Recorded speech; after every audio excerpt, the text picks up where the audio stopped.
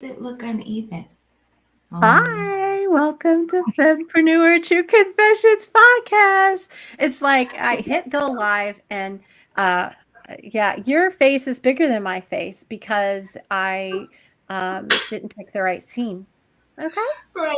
I'm like, why do I look bigger? My screen look bigger than yours.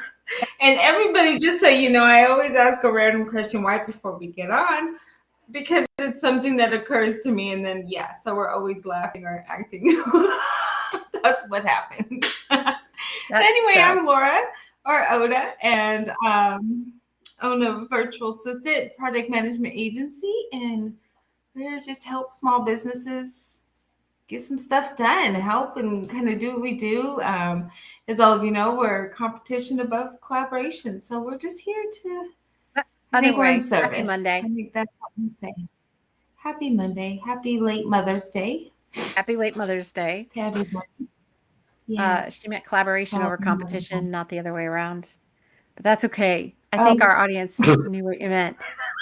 I'm done. It's already Monday. Yep. Ah, Last week okay. last week, I felt like Wednesday was Monday, and so I was super excited when someone pointed out that it was Wednesday because I was that much closer to Friday and Saturday. Anyway, Yeah. so I'm Angelique. Laura and I do really similar things. I'm the founder and CEO of Lady Powerhouse Solutions, which is we take a heart-centered approach to offering project and event management to women entrepreneurs who are already out there on fire, lighting up the world with their passion and their drive. And we help them achieve their mission in the most authentic way possible. And that is what we are talking about today: authenticity and living a life that reflects your true desires. Our guest today is Becky Mollenkamp.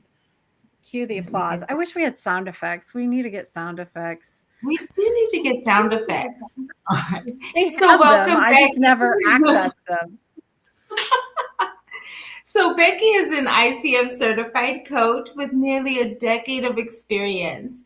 She helps progressive founders who want to grow their companies without losing sight of their people first values. Operating through an intersectional feminist lens, Becky helps smart high achievers break up with hustle culture and redefine success on their own damn terms. Becky is a mom, avid reader, novice baker, and introvert, a former journalist and a current host of the Gutsy Boss podcast. Becky is a skilled public speaker, and we can't wait to chat it up with her. And I want to add lip reading to that because we found out she's a great lip reader. Only if it starts with an F. Only when it starts with an F. I'm pretty Yeah, good at Yeah. spelling those.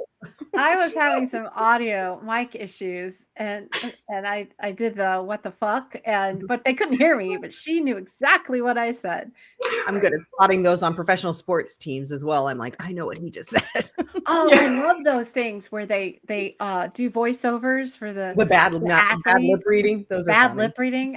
Those are Can I make a quick hilarious. correction? I'm sure that bio is from me and I need to update it clearly because my podcast used to be called Gutsy Boss. It's now called Feminist Founders. One of the 3 podcasts I host is called Feminist Founders. Gutsy Yes. Boss was a previous iteration. Awesome. Well, Wonderful. let's Okay. And we'll make sure to change it in the show notes too. Yeah. I'm sure it was my fault. That's okay. So I'm actually going to change it right now. But since we're on this subject, let's talk about your podcast because I freaking love what you do. You Thanks. have, in addition to 3 podcasts, you have, I'm trying to get to it, that thing, The podcast collective as that well. one. Yeah. Yeah, it's called the Feminist Podcasters Collective at feministpods.com. And we are a group of independent creators who are united by our shared values around equity and social justice. Our shows don't necessarily cover those topics, but all of our hosts are really committed to that, making sure that we're trying to amplify diverse voices with our shows. And we get together and support each other in a bunch of ways. We do co-working calls. We have outside educators come in and educate us on a variety of topics related to podcasting. We have this really robust, beautiful library of resources growing from all these amazing people who have come in to educate us. And then we also do what we call spotlight sessions twice a month, where one podcast gets all the focus of the community. We're having one tomorrow, in fact. And it's really wonderful. It's like this, we call it a love seat instead of a hot seat, but it's a hot seat session where one person can ask a question about their show and we all help brainstorm ideas for them. And those sessions are like so amazing. Even if you're not in the love seat, you learn so much, get great ideas from all these really smart and creative people inside this community. So yeah, that's a side project of mine, but one that I'm really passionate about and excited about continuing to grow. We're up to like 35 members, trying to get to 50 this year, 50 aligned members. Yeah, it's been, and we have our first sponsor. We're having our first public facing event in September, which is really exciting. Next month, to celebrate Juneteenth, we're doing a pitch fest where we're inviting Black women to come in and pitch themselves to all of our hosts so that they get to see all these new amazing women that may not have heard from otherwise and have them on their shows. So we're just doing a lot of really cool stuff inside this little community we're building. That sounds fantastic. I'll have to get in there. Yes, absolutely. Yeah, I see somebody watching. I can't tell yet where are they? They are on YouTube. Drop a comment. Let us know you're there. Yes. Thank you for watching. Love the comments. We'll say hi and yes. In the conversation. So you also have a new podcast coming. I do. Tomorrow, if you're watching this live, if you're listening to a replay, it's probably already out there. And in fact, it's already out there, but the first 3 episodes drop tomorrow. Right now, there's a trailer, but it's called Assigned Reading because I'm assigning readings to my guests. They get to pick. It's not like I'm a teacher. And this is not meant to be like a college level course or anything. It's just publicly available essays from really amazing thinkers, people like Zadie Smith. Our first 3 are from Zadie Smith. Oh boy, now it's been a while since we read them. Oh, Angela Davis. And then what was the third one?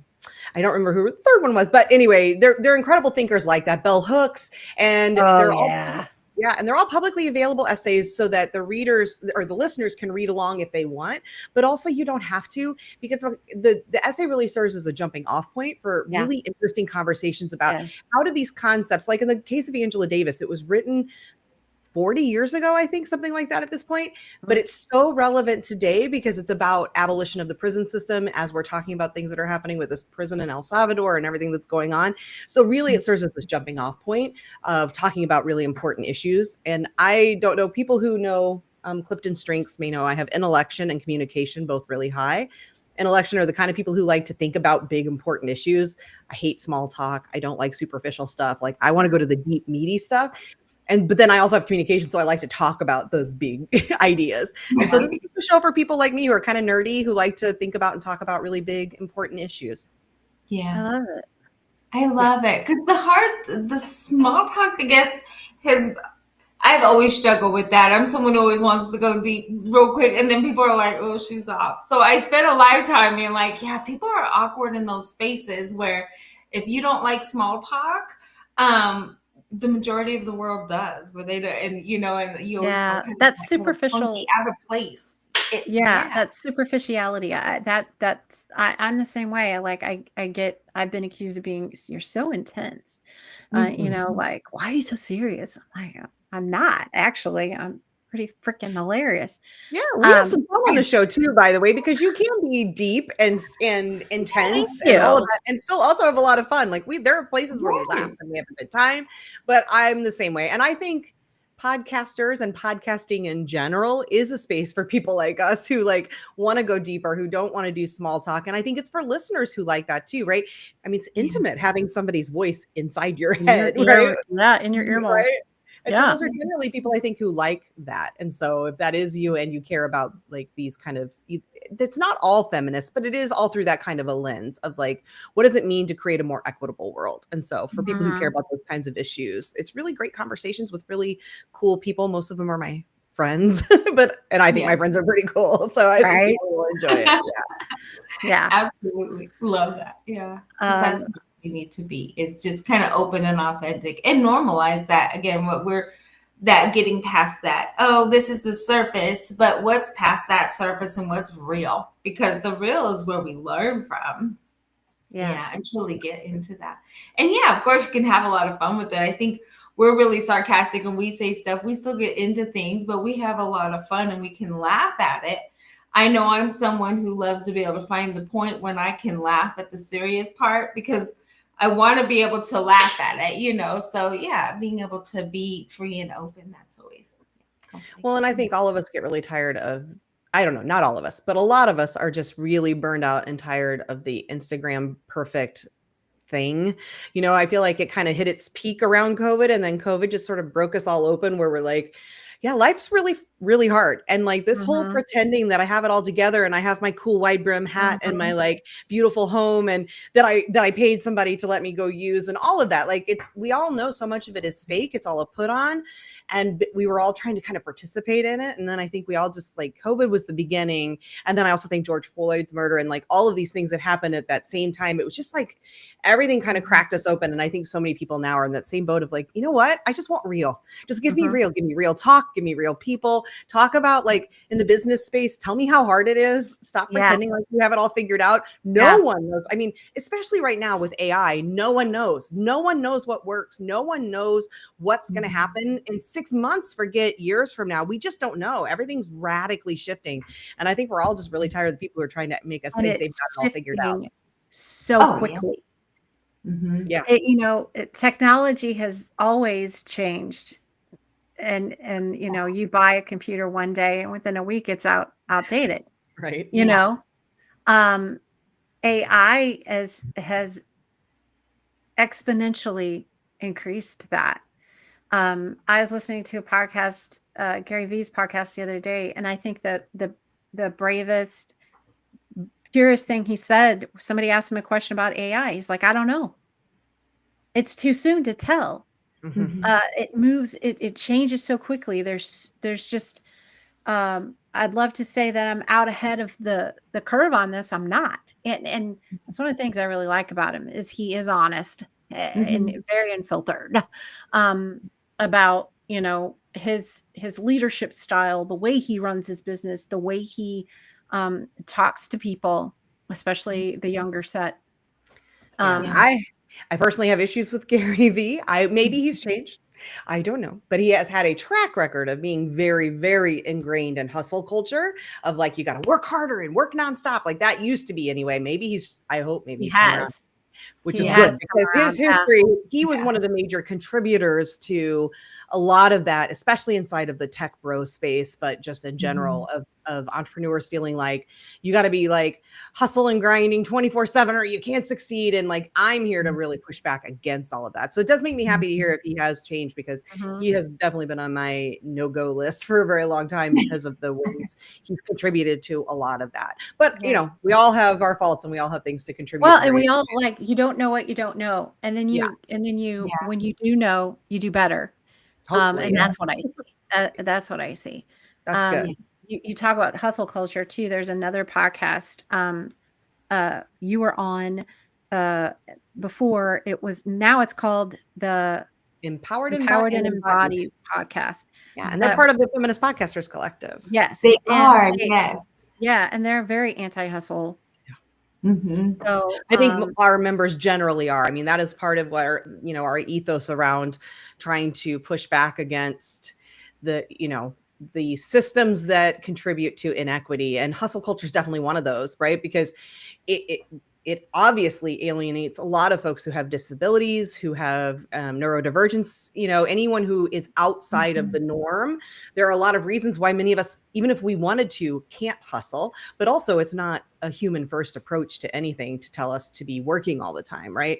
And I think all of us are there to say, what does it look like to prioritize people above profits? Not to say we don't make money, but how do we make money in a way that actually honors our humanity instead of turning us into robots, especially in this age of AI? yeah. Yeah.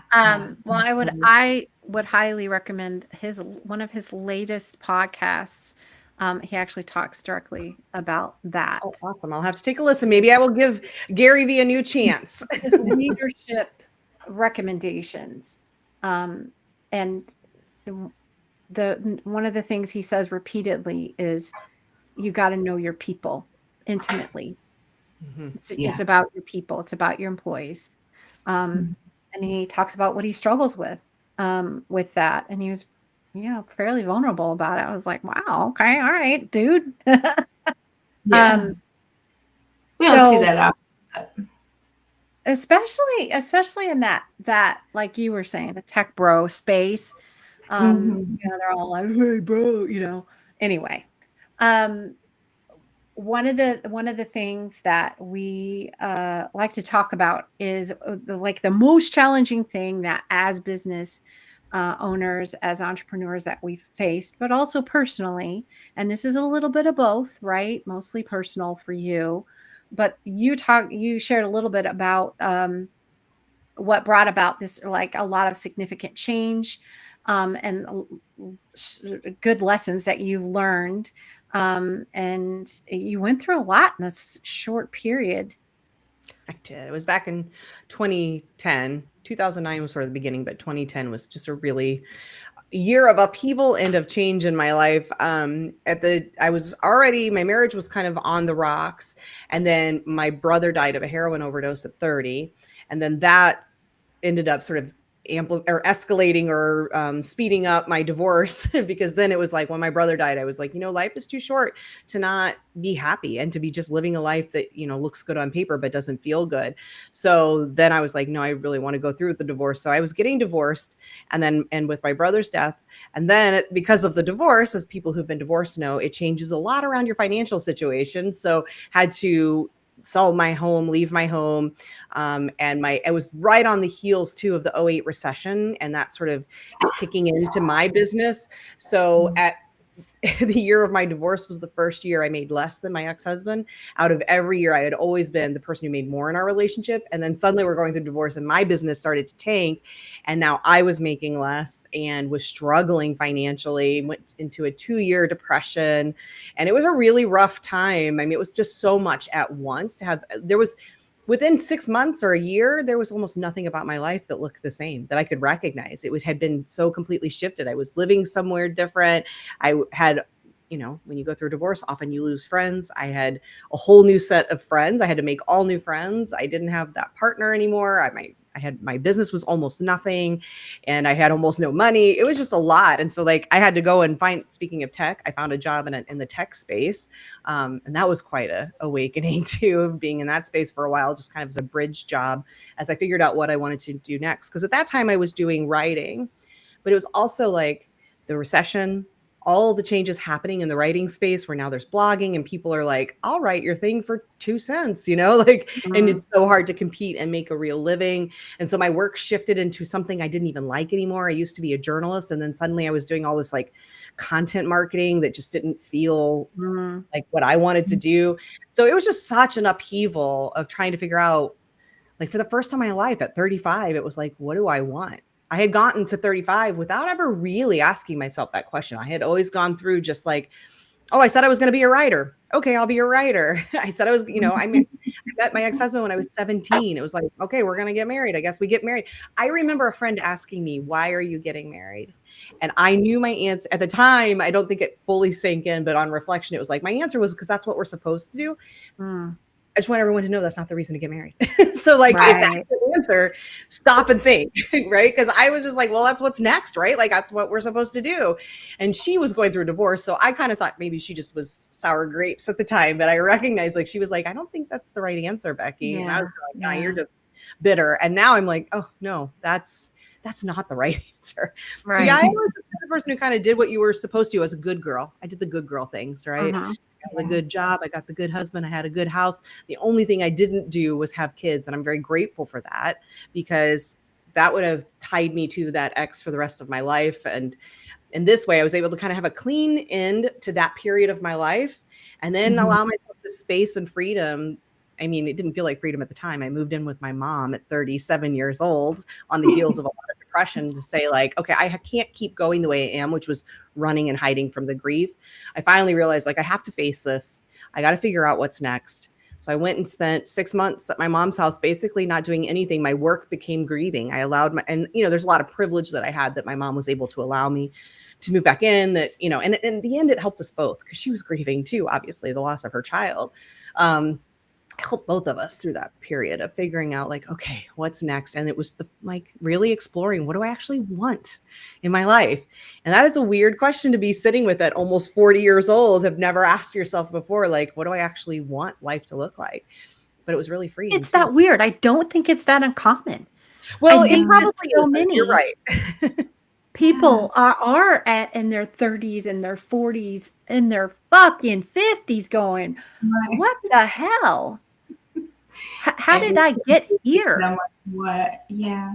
Is Well, this and where I I really had want to two very be? different careers. Yeah. Sorry, I The number of glitched.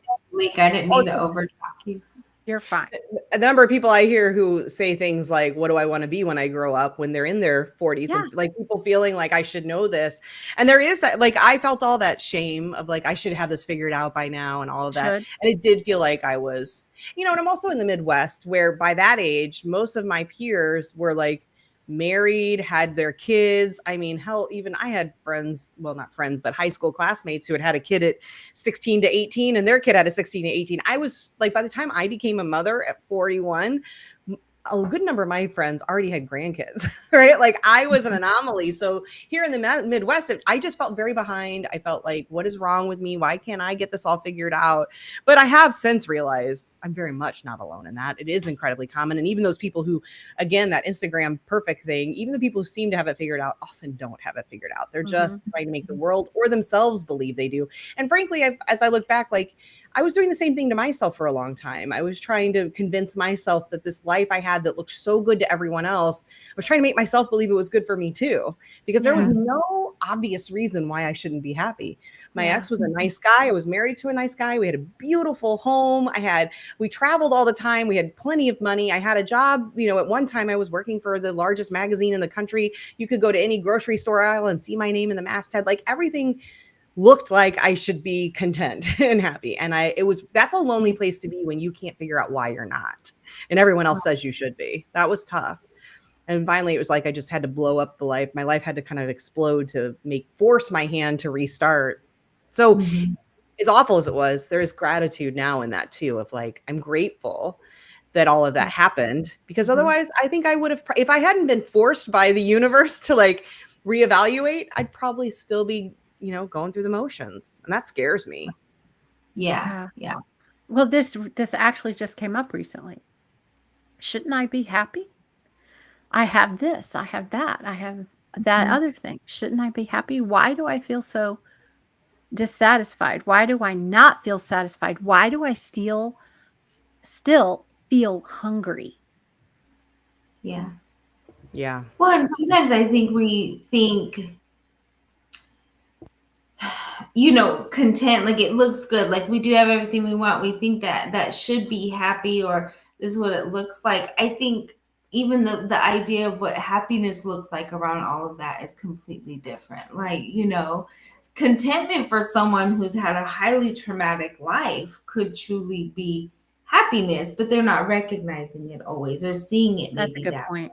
That's a good point. and you kind of, you always have like that gratitude. When the but status quo has been it doesn't feel like it's the trauma, yeah. then when you feel this steady, calm, safe peace, then you're like, wait, what's going on here?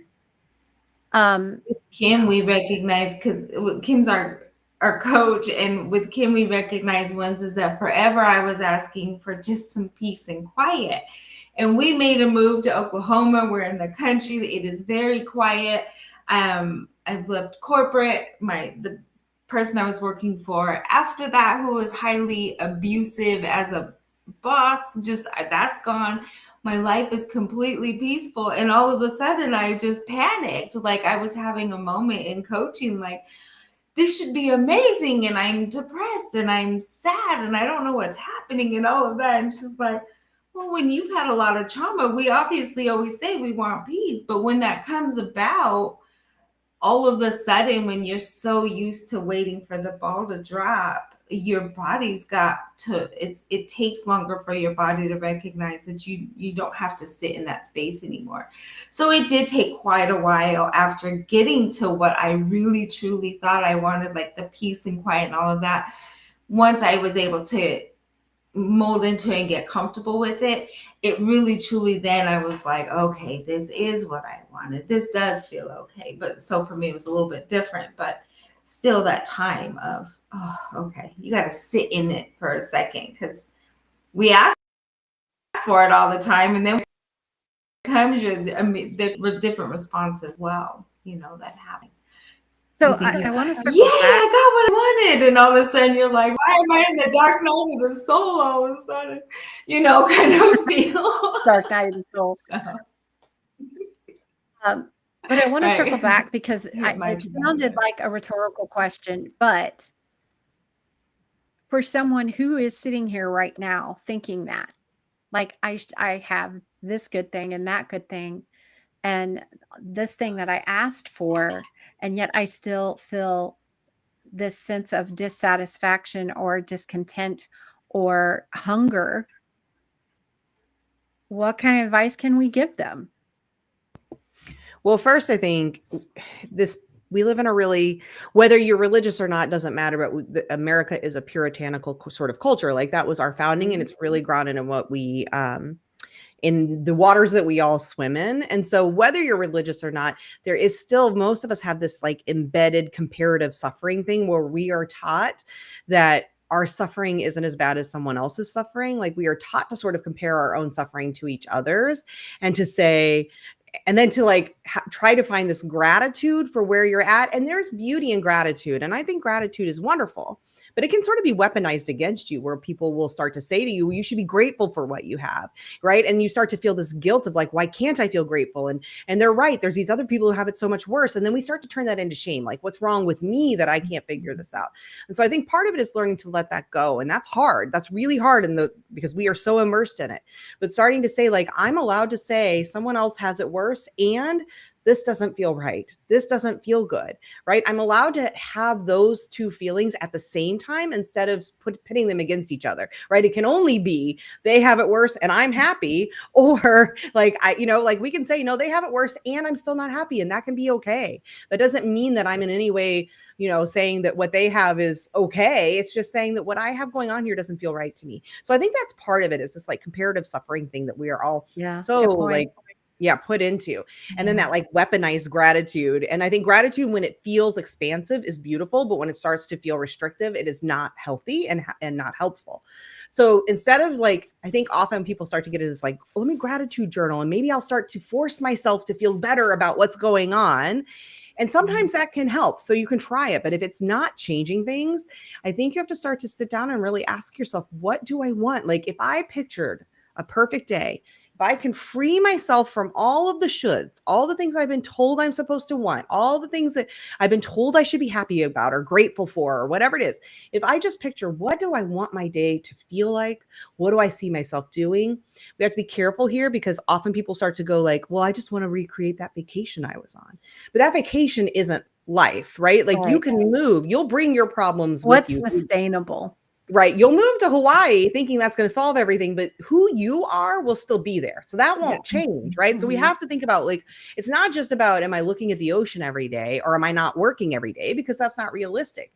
It's about like, how do you want to feel daily? And what are the things that you get that get you to that feeling? So sometimes when we feel great on vacation, it's like, what is it about vacation that's feeling so good? Is it because on vacation, I'm more adventurous? Right? Well, how do I bring more adventure into my life at home? Because I can't just recreate a vacation nonstop. I still have to work. But if it's because I'm not bringing adventure into my daily life and that's something I enjoy, okay, how do I get that? Is it because I like more calm and quiet and I'm not getting that? Okay, what does that look like? Right? So let's evaluate, what are the actual feelings you want, and what are the things that help you get to that feeling? And for some people, it's not like you have to turn over your whole life, right? It may not mean you have to do that. It may just mean I need to make smaller changes that allow more of me. And I think this happens for women so often, especially when we become parents, but I wasn't a parent. It's not just parenting. We are taught to be good girls from the youngest age. We are taught that we are supposed to do what's expected of us, to Yep. not cause problems, to like that we'll get our praise if we show up and, earn our gold stars. And we learn how to be really good, non-problematic. And we do all the things we're supposed to do And with some, quiet and right? small. With some promise that's going to make us feel good. And that doesn't always make us feel good, those things, but we go through a lot of motions. And so I think we have to free ourselves from like what's expected of us, right? How in exactly that quiet and small thing. It's like, where are you putting on a mask? And that's what I started to realize is I had been putting on this mask for so long of like, I was playing a part. I was playing the part I thought I was supposed to play. And when I finally like dropped that mask and said, who am I? What do I actually want? What feels like me? Right? Because at 35, I didn't know who I was, what I felt like, what I wanted. And so sometimes the hard part of this is it's like, it can be a really long exploration of like hits and misses where you try things and you're like, I thought that was it, but it's not. So like my coaching journey actually started looking like me becoming a personal trainer. At the time I was doing a lot of running. It was my therapy. I loved it. But as I started to go down that path, I was like, I thought this was going to be it. And it's not quite it. Yeah. Yeah. Right. And so it's just like Yeah. that can be frustrating too, because we all want really quick answers. And sometimes it's not quick answers. But I think the first part for me is like dropping all of the like beliefs around like all the shoulds. I'm supposed to do this. I should do that. It should feel good. I should like this. And just starting to ask yourself, like, not what should feel good, what does feel good, even if that's And not the thing. stop comparing. Which is really hard, Mhm. especially in a social media world. I mean, I was lucky because this happened to me sort of at the very beginning of a lot of these social media platforms, right? I think it would be even harder now in this day and age of like Instagram and TikTok and all of the noise where you're constantly looking at other people's best part of their lives, right? You're comparing your inside to The their highlights. outside. Yeah, to the highlights. Yeah. And that's much more difficult than even what I was dealing with in the earlier days of social media and all of that. But we still have like it's a really hard journey. I'm not going to pretend like there's a 3-step solution. This is the kind of stuff that, all the lies that we've been convinced of. I don't believe there's a simple 3-step solution. I think it took a long time for me to get there because it had to take a long time for me to get there. I had to go through a lot of the like shedding off of all of the other stuff, all of the masks that I'd been wearing, and then slowly like just picking up all these different things and sort of exploring and taking one step this way and then kind of another step that way, or 3 steps this way and 1 step back, to finally sort of get to a place where I was like, this is what starts to like, I'm like, this is Becky. Like, this is me. This is the real me inside of me, finally feeling like she can express herself, be free, be who she is. And that was a new feeling. And the truth is, I hope I'm always exploring and learning, right? Yeah. I hope for the next however many more decades I hope I have, that they're still they're still filled with exploration and discovery and evolution and change and growth. Yeah. I mean, and that's another good point, is that we don't ever truly arrive, right?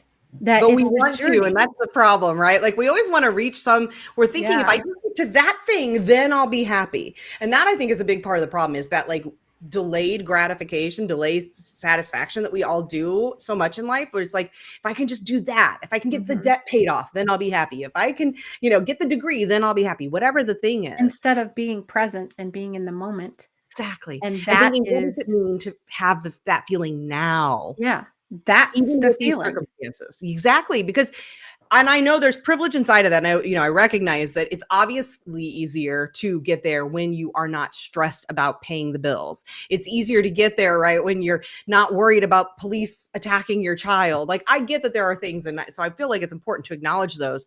And there are still ways for us to find joy, to find happiness, to find contentment, to find satisfaction all the time, because those are choices that we can make.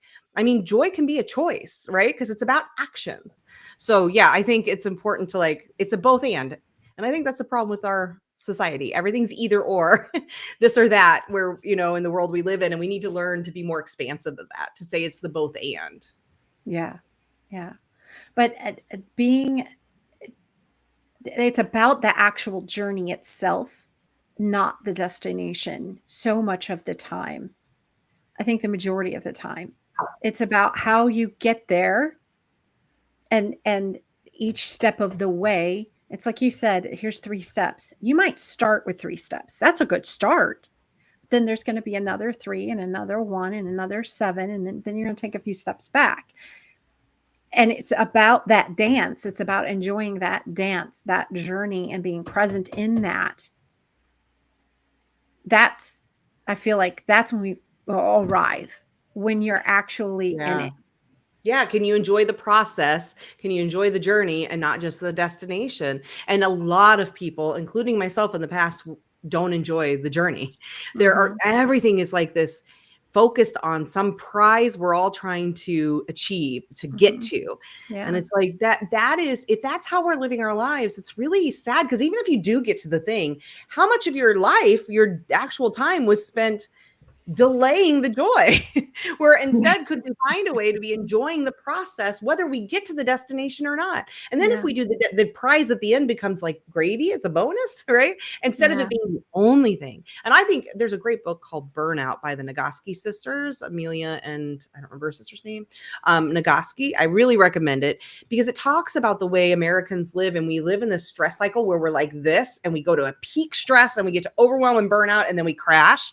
And our whole existence is kind of that. It's like giant peaks and valleys of burning ourselves out and then crashing. And it feels like it's sort of that. It's because we haven't learned how to be more content in the journey. So like the way we're supposed to live, to have a healthier body and avoid heart attacks and things, is to live like this, where we have little dips and, little ups and downs not this of stress, right? But most of us are like this. And I think it's for that reason, because we're like pushing through and soldiering through to get to the high.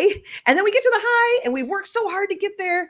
And then we just crash once we get to it. And then we start that whole process again. And it's like, if we could learn how to just be in the moment, enjoying the journey, then the little blips along the way, we deal with them. But we also know, like, that's okay, because I'm going to get through this one and get to the next. And it's not about where I'm headed. It's just about being here right now. That is so hard to do. But, again, as much as like so much of my journey goes back to The Power of Now by Eckhart Tolle. And, he's not my favorite person. He's just another old white guy. But that book is like the idea of being present, being in the moment, as hard as it is, the more we can do that, the better life feels. But we are all living in this future. Some people, if you're more of a depressive person, you may be living in the past. I'm more of an anxious person, so I tend to live more in the future.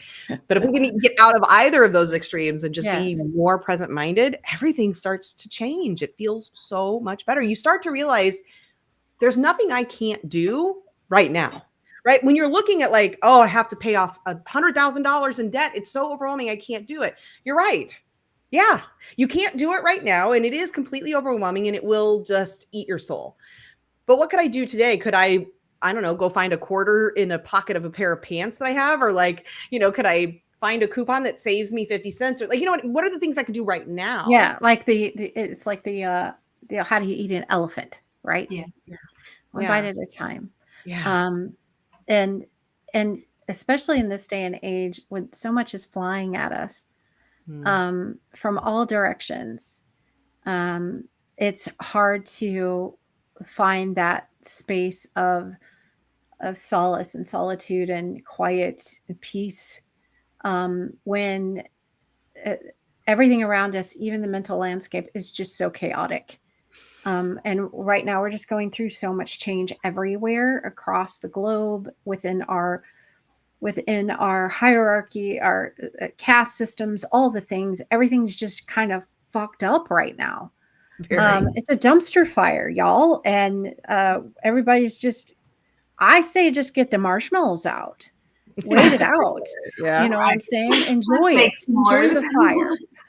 Make some s'mores. When the world gives you a dumpster fire, make s'mores. There we go. That's right. The quote of the day. Let's remember that. When the AI pulls out the quotes for today's episode, right? I want that one in there. Tell Mr. AI to do that. And that makes me, because I also want to share, it's so easy to come on shows like these or to go on Instagram or whatever. And again, to start to fall into that pattern of like showing up like I've got it all figured out. And I want to be clear, I don't have it all figured out. Like I do in a way. I know the answers to maintaining a life that feels really good and grounded, and where I feel, whether it's happiness, I think happiness is kind of like those peaks, but contentment, like I can maintain contentment and I know the things I need to do. And sometimes it's easier said than done. All Yep. winter, Yep. from January until really middle of April almost, I fell into a pretty big depression with all of the dumpster fire of the world, really was what sort, and some of our own stuff in my family that we have going on. But like, I just felt it. I felt that weight and I felt myself sinking into the quicksand and finding it harder to pull myself out. I could kind of pull myself up for a little bit and then I'm just like right back down in it. And I could feel it happening. I was able to talk about it. I knew what was going on. I was able to, get help and all of the things you need to do, but it wasn't like I'm exempt. Just because you know the things you need to do doesn't mean that they're easy. Like these are simple, not easy, right? It's simple to say, be more present. It's not always easy to practice it. So like, even when you know, it's also like we fall out of it. You find yourself, saying, holy shit, how did I get back? I hope I can cuss. I think I heard you do it. Yeah. You're good. Right? How did I get back here again? Right? You think like, I had these things figured out. I was doing so great. What happened? And I just think it's important to share that too, for people to know, like, you can get the answers, you can figure it out. And it's hard. These are hard choices we have to make all the time. And my husband one day said to me, you know what? He's like, why don't you get up and move? You know, that's what you need to do. I'm like, I can know it.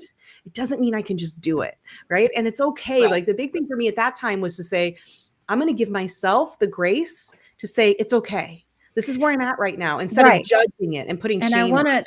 And I want to touch on that because you did mention that before. And I wanted you to share that because you did share, you were open about that and honest about it in your communities. And the response was not horrible. It was supportive. And I think talking about this kind of thing openly is what provides the space for us to support each other. If nobody's talking about it, how can you feel supported? So because when no one's talking about it, it goes back to some of what I've talked about before, where you're living this great life and everyone tells you it should feel so good. And then you start to like, you turn it on yourself. And that's what creates shame, is when it goes, because shame is I'm bad, I'm wrong, right?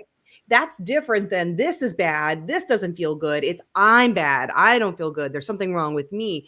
And that is what happens when we don't have anyone, when no one's talking about it, or worse, when they're gaslighting you and like telling you what you're experiencing isn't real, which is what I was going through then, where I'm like, I'm not happy, but everyone tells me I should be, or like it should be a great life. And I'm like, what's wrong with me? And so it's that again, it's like, I know now that people need to see themselves reflected, but everyone's afraid to do it, right? Especially in this online business space. If you're in that space, when you're a coach, when you're selling some service, you want to present yourself as like, I'm the person you come to for the answers. And I know that fear of like, but if I show up and say, I don't have all the answers, or sometimes I fall apart, who's going to want to hire me? Why would they trust me? Right. And I have found the opposite. I can tell you why they'll trust you. Exactly. Well, I've slowly discovered the opposite is true. For the longest time, though, I was so afraid. I believed that idea that like I can't show up as my full self because no one will hire me. But the truth is, they say she gets me. Yep. She's been there. She goes through it. She understands. Yeah, and that's what people want. Understand. Nobody wants somebody who's perfect, because you don't get me. I'm not perfect. If you're perfect, how are you going to understand me? But if I say, oh, you get depressed still sometimes too, or this dumpster fire of a world is affecting you too. Like, okay, you get it. I can trust you to help me then. And so now I'm so open about everything. But that was a long journey to get to that place, to feel that safety. I remember the first time I did it was when I had a kid. My kid was maybe 3 or 4 months old, and I was in the thick of not sleeping. And I think he was probably 6 months old, but I wasn't sleeping. I was not feeling good. And I remember one morning I just came onto Facebook group at the time that Facebook groups were quite big, and I had a pretty sizable community. Showed up, decided to click on Facebook Live, and I just was raw and talking about how hard it was. And like, I didn't have any friendships anymore. Like everything was like, it's so hard, and crying. And I remember thinking in the middle of it, like, what am I doing? This is so stupid. I'm supposed to be showing up as the expert in this group, and nobody's going to like, they're all going to leave. And instead it was just one person after another saying, God, I've been through that, and that is so hard. Or I'm going through that. Thank you for putting voice to it. Or we love you showing up this vulnerable. And that was the first time I did it and realized, oh, I'm not going to be met with people thinking I'm horrible, crazy, leaving. They're going to say, thank you. And we appreciate it. And I want to feel seen and less alone. So now I'm like, let me just share all the warts. Yeah, fuck it. Let's do this thing. Yeah. Do you know who Glennon Doyle is? I talk I about her do. so much. I do love Glennon Doyle, I yeah, love and her her. wife Abby. Yeah. And the way that they show up in the world now, and that's how she started, was she Mhm. started being honest and Mhm. transparent about everything. And as Abby has found, or I'm sorry, as Glennon has found, you get hate. And I have, like, on a far smaller scale. Glennon has a giant audience. I have a smaller Right. audience, but it doesn't really matter the size of your audience when you're a public in any way, and you start to share things. I get it. I post stuff on YouTube or a TikTok, and like I get called all kinds of names, judgment on my body, all the things. And I understand why that keeps some people away from being vulnerable and public. And that's also okay. You have to do what's safe for you. For you. But Yeah. at some point you start to learn. I think part of it's perimenopause, and the reason I'm grateful for now going through this part of my life is I'm running out of F's to give. Yes. And it's like, you show up and judge me, and I don't care what you have to say about me. Like, I Right. love me. But I think part of it is getting a place where you can say, I love me enough that your words about me don't matter to me, because I know I'm okay. But that's Yeah. hard too. So I understand why some people don't show up and get vulnerable. Yeah. Well, it's easy to say. I think we hear it a lot is you really shouldn't care about what other people think. I know when we deal with our son, where my son does not like the idea of laughing at himself, or when he embarrasses himself, and then I will giggle because I'm a terrible parent. But so I'll laugh at him, and he'll just be like, ugh. And I'm like, you need to learn how to laugh at yourself. So if I can assist you with that, because the world is going to laugh whenever they feel like it. And I'm sorry, so I'm not trying to be mean, but there are moments, and I tend to laugh at stuff very inappropriately, but there are moments for him where I'm always like, okay, there are those tough love moments. Like, yes, I am going to laugh, because I will tell you right now, that was funny. And one day when you're able to laugh at it, we'll be able to do this together. And, so he does see those moments where later we do finally get to laugh at it. But a lot of what I see in the generation coming up is there is a fear of looking or really of embarrassing themselves, or not looking polished, because they've spent so much time, I think, with social media, where we had celebrities, but we didn't have it so bogged down, where like now they really are so ashamed to step out of their box and be weird, or to be strange, or to embarrass themselves, like fall flat on your face because you tripped over your own foot or something. Like, there is such a something going on with that, and I'm so big on whatever, just laugh at yourself. I really don't care what people think about me, and that's a freeing thing, and realizing when you finally get to that space where you can be free with that. And I'm big on that with all the kids. Like, I'm sorry, I do laugh at you, and you really should laugh at yourself. It makes things so much easier, and I'm happy when they can finally get there, because that'll be freeing for them. But I'm always encouraging that. Like, if you can get to a point where you can laugh at yourself, what anybody ever thinks about you, or feels, or says, or does in regards to you will never matter. Because if you can laugh at yourself, there's nothing they can do. Right. Like, in truth, for me, and that's for me, and I don't say that works for everyone, but that definitely works for me in that way. Yeah, right. And everybody has their own journey, their own paradigm, their own filters that they're living through, seeing life through, right? And the time has flown, has it not? Like, we're I know, I was like getting worried. I was like, I know you guys have a heart out. We got to finish up. Yeah. So we've already talked that Becky has her own podcasts, and this awesome feminist podcasters collective. We're going to drop all the links for that in the show notes. And one of the things we like to do on the podcast is have the current guest introduce next week's guest, just to show that what we're all about, that collaboration over competition. So next week's guest is Veronica Rogers. Yes, she's a two-time Amazon's best-selling author, a speaker, and passionate founder of Carnelian Wealth Solutions, LLC. I almost said Carmelian earlier. It's Carnelian. She has 20 years of experience in financial services and specializes in empowering women in the sandwich generation to take control of their financial futures. I am part of that generation, so I feel that. Veronica's mission is deeply personal, rooted in her own experience of navigating the financial and emotional challenges following her father's passing. Can relate to that too. That journey is what inspired her to dedicate her life to helping others avoid similar pitfalls and create legacies that reflect their values and aspirations. As a Lisa Nichols certified transformational trainer, Veronica brings her unique ability to inspire, guide, and activate change in her audience. She combines her financial expertise with transformational coaching techniques to deliver insights that resonate on both practical and emotional levels. Yeah. I'm I'm excited looking to forward. listen. Yeah. Awesome. Well, Becky, thank you so much for being with us today. Thank you for having me. I hope everyone will check out Assigned Reading that launches tomorrow, or it's already out there if you're listening after this live recording. Yeah. If you're catching the replay, she's already out there. And our only announcement this week is we are still seeking beta testers, whatever you want to call it, when somebody joins something in advance, not beta testers, but like charter members for our FemPower collaborative network. So check it out at ftcpodcast.com. We'd love to get you on the wait list and let you be the first to check it out. It's going to be fabulous, but go out there and read about what that's all about. And that's it for us for this week. We hope you have a wonderful, wonderful week.